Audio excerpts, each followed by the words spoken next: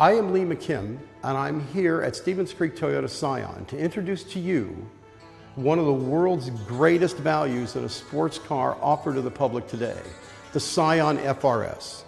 You see, in the world of cars, sports coupes have always held a very special place in our hearts and our minds and our wallets. And we all know the name of the companies that made these vehicles. They are the Ferraris of the world, and the Aston Martins and the Maseratis, etc. In fact, so much is written about these vehicles in automotive magazines that you would think that they are not only ubiquitous but quite common, but nothing could be further from the truth. You see, they represent less than actually 1% of all the cars sold in a single year. So what the world's really been waiting for is not another proclamation by them about a new vehicle, but what the world's really been waiting for is someone to build a compelling two-door sports coupe that not only would make your heart race, but that would be affordable by everyone. So Toyota decided to ask this question: when did driving such a car become a luxury item? And they decided to answer that question in the very unique way that only Toyota could, when they decided to hand down the mandate to build that very vehicle, the Scion FR-S.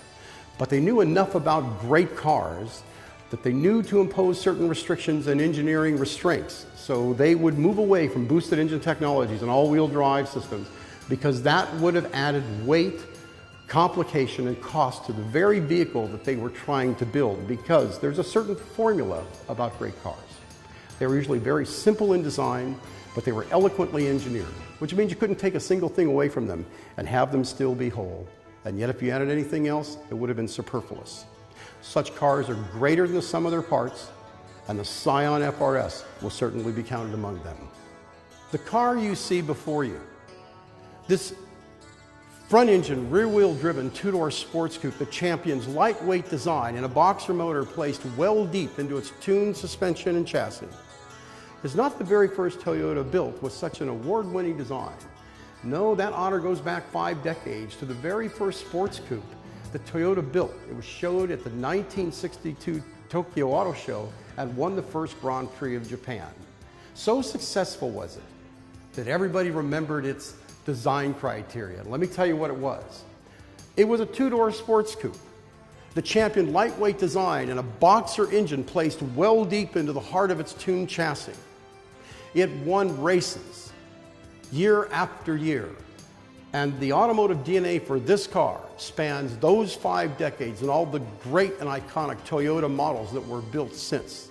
So when you look at this car, you'll see the DNA that was taken from the 2000 GT, all the rear-wheel driven Silicas, the 4 generations of Supras, the MR2, and even the LFA that donated design architecture criteria, as well as the hybrid fuel injection system. But what gave it its soul, its heart, its raging spirit was the AE86, the Achiroku, a car so famous in Japan and Asia that its legend is greater than the Shelby Cobras in the United States.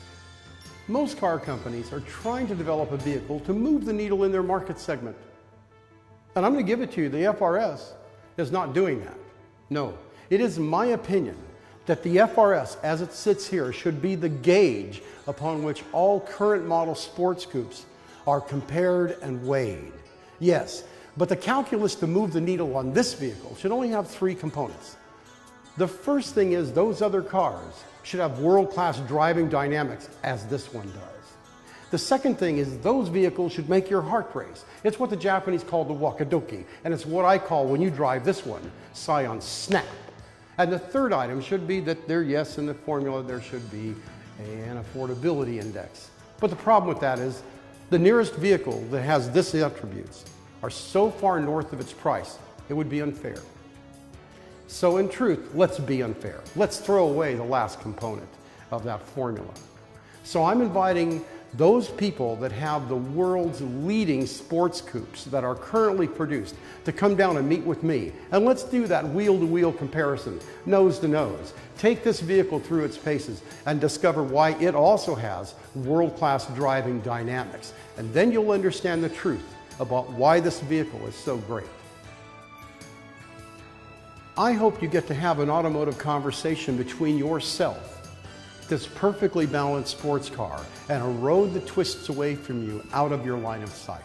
And when you feel that rush of adrenaline, tinged with anticipation just before a perfectly timed shift, as you grab the steering wheel and rotate this vehicle over its axis and out of that perfect turn, you get to feel what I call Scion snap, that wakadoki moment that makes this car so worthy. This is Lee Mckim, inviting you to come down to the heart of Silicon Valley at 4942 Stevens Creek Boulevard to meet with me for that all-important test drive. For some of you, this vehicle may change your definition of driving, and yet for others, it may change your life.